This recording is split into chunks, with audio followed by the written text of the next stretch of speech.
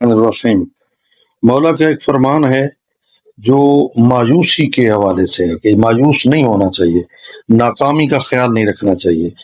یہ 69 نمبر فرمان ہے نازل البلاغہ میں، تو ہم جو ہے جلدی آپ کے سامنے پڑھ لیتے ہیں، لیکن ہم سمجھتے ہیں، کوشش کرتے ہیں کہ آپ کو سمجھ آئے، آپ تک بات پہنچے۔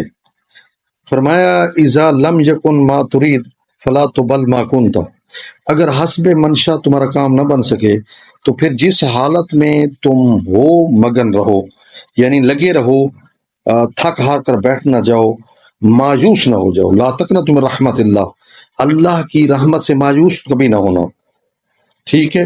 یعنی یہ مایوسی کے خلاف ہے مولا کا فرمان۔ فرمایا کافر مایوس ہوتے ہیں، قرآن مجید کی آیت ہے، مومن اور مسلمان کبھی اللہ کی رحمت سے مایوس نہیں ہوتا۔